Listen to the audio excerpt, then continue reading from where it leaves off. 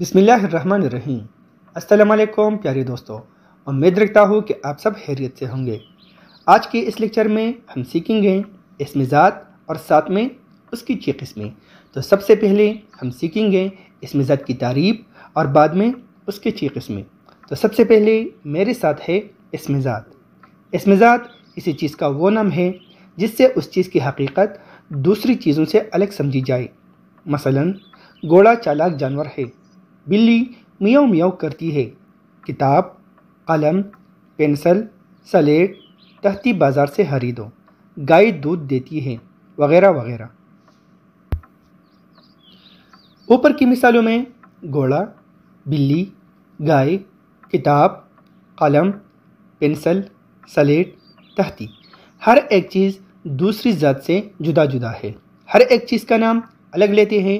ہم یہ بھی جانتے ہیں کہ ایک چیز دوسری چیز سے جدا ہے، یعنی جنس اور ذات کے لحاظ سے یہ چیزیں ایک دوسرے سے مختلف ہیں۔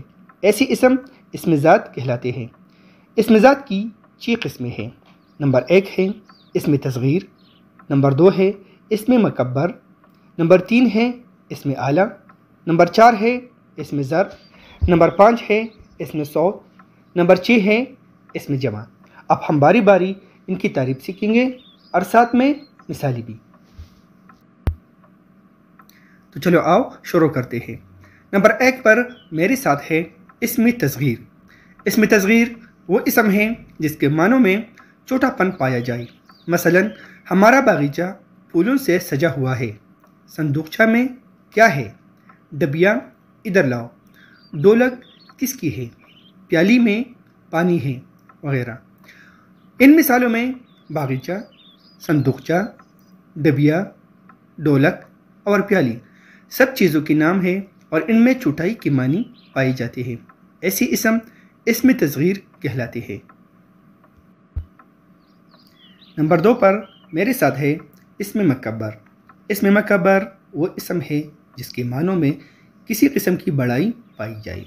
مثلا صدر کی سواری شہر میں سے جا رہی ہے، سر پر پگڑ بندھا ہوا ہے، ایک خادم چتر کا سایہ کے ساتھ جا رہا ہے۔ اس عبارت میں پکڑ میں پکڑی کی نسبت اور چتر میں چتری کی نسبت بڑائی پائی جاتی ہے۔ جس چیز کے نام میں اس چیز کی نسبت بڑائی پائی جائے اسے اسم مکبر کہتے ہیں۔ نمبر 3 پر ہے اسم اعلیٰ۔ اسم اعلیٰ وہ اسم ہے جس میں اوزار یا ہتھیار کے معنی پائی جائے۔ مثلا ڈال، تلوار، پکنی، ڈوری، چاقو، جولا اور چلنی۔ ان مثالوں میں دیے ہوئے الفاظ سب کے سب اسم اعلیٰ ہے۔ یہ سب اوزار اور ہتھیار ہے۔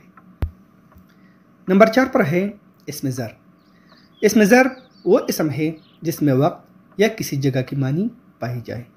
اس کی 2 قسمیں ہیں، ظرف زمان اور ظرف مکان۔ جس اسم میں وقت کے معنی پائی جائے اسے ظرف زمان کہتے ہیں۔ جس اسم میں جگہ کی معنی پائی جائے اسے ظرف مکان کہتے ہیں۔ مثلا ہم کل عیدگاہ میں سیر کے لیے گئے، مدرسہ کھل گیا ہے، قلمدان میں قلم رکھ دو، بتخانے میں کون ہے، مسجد میں لوگ نماز ادا کرتے ہیں، آج عید ہے، 4 بج چکے ہیں۔ اوپر کی فقروں میں کل، آج، 4 بجے سے وہ زمانہ معلوم ہوتا ہے جس میں فعل واقع ہوا ہوں۔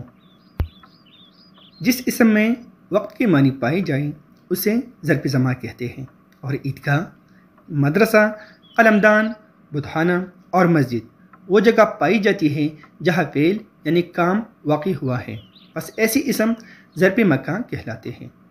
نمبر 5 پر ہے اسم صوت۔ اسم صوت وہ اسم ہے جس میں کسی طرح کی آواز کے معنی پائی جائے۔ مثلا ڈوبی پانی میں کڑا چو چو کر رہا ہے، کوا کائی کائی کرتا ہے، بارش چم چم برستی ہے، بلی میاؤ میاؤ کرتی ہے۔ اوپر کی مثالوں میں چو چو، کائی کائی، چم چم اور میاؤ میاؤ آوازوں کو ظاہر کرتے ہیں۔ ایسی اسم صوت کہلاتے ہیں۔ نمبر 6 پر ہے اسم جمع۔ اسم جمع وہ اسم ہے جس میں جمع کی کوئی علامت نہ ہو مگر معنی جمع کا دیں۔